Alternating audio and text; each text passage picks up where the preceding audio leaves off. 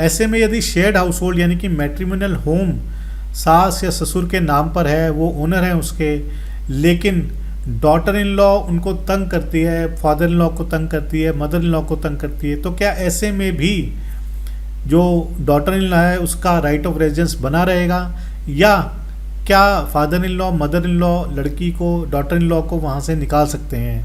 दोस्तों, बहुत बारी ये क्वेश्चन उठता है कि सीनियर सिटीजन्स के राइट ज़्यादा इम्पॉर्टेंट हैं या डीवी एक्ट में जो डॉटर इन लॉ है या वाइफ है उसके राइट्स ज़्यादा इम्पॉर्टेंट हैं, क्योंकि दोनों ही स्पेशल राइट्स हैं और दोनों के लिए एक स्पेशल एक्ट बनाया हुआ है। सीनियर सिटीजन्स के लिए सीनियर सिटीजन एक्ट बनाया हुआ है और महिलाओं के लिए तो बहुत सारे हैं एक्ट्स, लेकिन अभी हम स्पेसिफिकली डोमेस्टिक वायलेंस एक्ट की बात कर रहे हैं।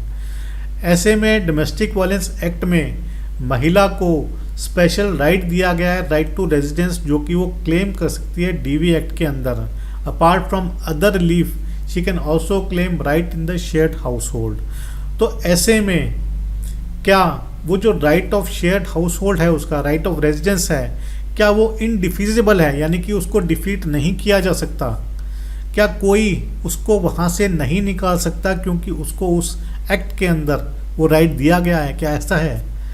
आज हम डिस्कस करेंगे दिल्ली हाई कोर्ट की बहुत ही रेलेवेंट और बहुत ही इम्पॉर्टेंट जजमेंट, जो कि इस पॉइंट को डिस्कस करती है कि क्या डीवी एक्ट में राइट टू रेजिडेंस का जो राइट है, क्या वो इनडिफिजिबल है या उसको डिफीट किया जा सकता है। तो वीडियो को अंत तक ज़रूर देखिएगा, क्योंकि जो भी इसमें डिस्कस किया जाएगा बहुत ही इम्पॉर्टेंट है। बहुत सारे लोगों की इस पॉइंट पर क्वेरी आती है, तो वीडियो को अंत तक ज़रूर देखिएगा। नमस्कार दोस्तों, लीगल गुरुकुल में मैं एडवोकेट पीयूष मित्तल आप सभी का स्वागत करता हूं।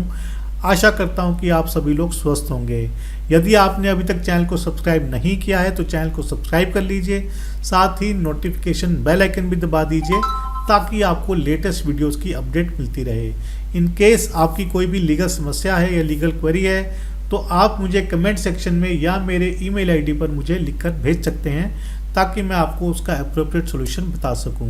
तो चलिए वीडियो को शुरू करते हैं। कि ये मैटर है दिल्ली हाई कोर्ट का, इसकी साइटेशन भी मैं आपको दे दूंगा डिस्क्रिप्शन में, वहाँ से आप इसको डाउनलोड करके ही पढ़ सकते हैं। पहले इसको समझ लीजिए कि क्या है हम जो ब्रीफ में हम डिस्कस करने वाले हैं। देखिए, फादर इन लॉ जो हैं वो ओनर है मकान के, मैट्रिमोनियल होम है वो उसके लड़के का, उसकी बहू का, शेयर्ड हाउस होल्ड है बहू का।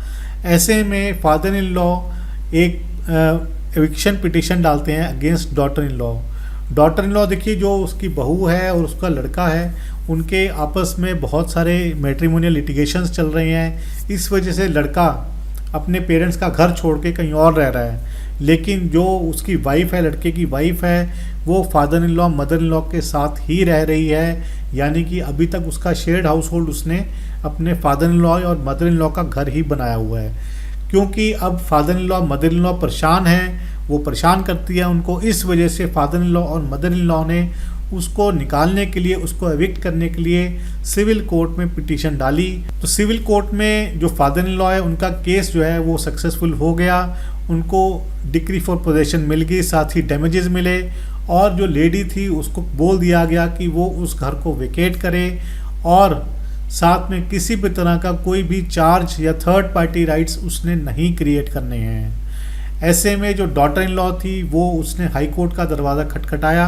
अब देखिए, डॉटर इन लॉ ने अपील में अपना पक्ष रखा, जो कि उसने नीचे भी रखा था। इसमें डॉटर इन लॉ का जो मेन डिफेंस थी वो यही थी कि ये जो प्रॉपर्टी जिसकी फादर इन लॉ अपने ओनरशिप क्लेम कर रहे हैं, एक तरह से वो ये कहना चाहती थी कि फादर इन लॉ की ये सेल्फ एक्वायर्ड प्रॉपर्टी नहीं है और कोई जॉइंट प्रॉपर्टी थी पहले, जिसको बेच करके फादर इन लॉ ने ये प्रॉपर्टी खरीदी थी। तो इस तरह से इसमें उसका या उसके पति का भी हक बनता है इसमें, और फादर इन लॉ की एक तरह से सोल प्रॉपर्टी वो नहीं थी, ये उसका क्लेम था। लेकिन देखिए, इसमें अब हाई कोर्ट ने क्या ऑब्जर्व किया एविडेंस के बेसिस पर, देखिए कहीं भी ये लड़की प्रूव नहीं कर पाई, जो डॉटर इन लॉ थी, कि ये फादर इन लॉ की सेल्फ एक्वायर्ड प्रॉपर्टी नहीं है। हालांकि उसने ये क्लेम ज़रूर किया कि ये सेल्फ एक्वायर्ड प्रॉपर्टी नहीं है, लेकिन उसने कोई भी एविडेंस, कोई भी डॉक्यूमेंट्री एविडेंस नहीं पेश किया कोर्ट में जिससे प्रूव होता हो कि ये सेल्फ एक्वायर्ड प्रॉपर्टी नहीं है या ये कोई जॉइंट प्रॉपर्टी थी, उससे परचेज करके अब ये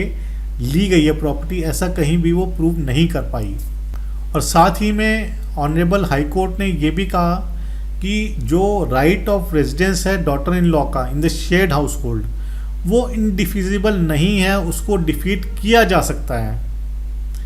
और जहाँ पर फादर इन लॉ और मदर इन लॉ हैं वो अपने फैग एंड पर आ गए हैं लाइफ के, तो ऐसे में उनको पूरा हक है कि अपनी बची कुची ज़िंदगी वो पीसफुली निकालें, ये भी हाई कोर्ट ने कहा।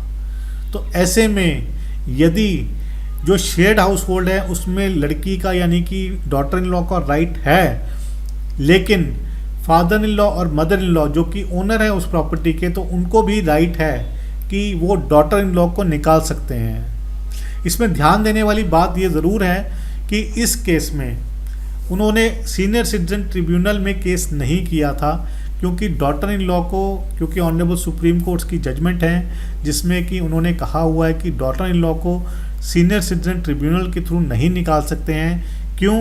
क्योंकि सीनियर सिटीजन ट्रिब्यूनल में जो भी प्रोसीडिंग्स होती हैं वो समरी प्रोसीडिंग्स होती हैं, और डॉटर इन लॉ को निकालने के लिए पेरेंट्स को यानी कि फादर इन लॉ या मदर इन लॉ को सिविल कोर्ट में सूट फॉर एविक्शन करना पड़ेगा। और यही किया इस केस में।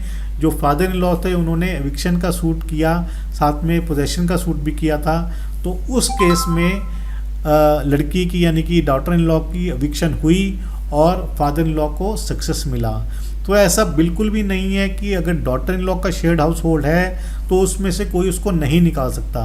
जो भी उसका राइटफुल ओनर है, इस केस में जैसे father in law and mother in law हैं, तो वो यदि प्रॉपर कोर्स ऑफ एक्शन लेते हैं, लीगल कोर्स ऑफ एक्शन लेते हैं, तो ही वो निकाल सकते हैं। और ऐसे में कोर्ट्स भी मदद करता है। तो ये बहुत ही रेलेवेंट जजमेंट है जो कि आप सभी को पता होनी चाहिए। बहुत सारे लोग इसी पॉइंट पर सफ़र कर रहे हैं, तो ये आपने सफरिंग अपनी अगर कम करनी है तो इस जजमेंट का सहारा लेकर के आप लीगल एक्शन ले सकते हैं। तो ये था मेरा वीडियो आप सभी को बताने के लिए कि ऐसी जजमेंट आ गई है, तो आप इसका फ़ायदा ज़रूर उठाएं। तो यदि आपको वीडियो पसंद आए तो वीडियो को लाइक और शेयर ज़रूर कीजिए, चैनल को प्रमोट कीजिए, चैनल को सब्सक्राइब कीजिए। मुझे आपका बहुत सपोर्ट मिल रहा है और बहुत सपोर्ट आगे चाहिए। तो यदि आपकी कोई भी लीगल समस्या है तो आप मुझे भेज सकते हैं। अगली बारी मिलेंगे नए वीडियो में नए टॉपिक के साथ। तब तक के लिए धन्यवाद। जय हिंद।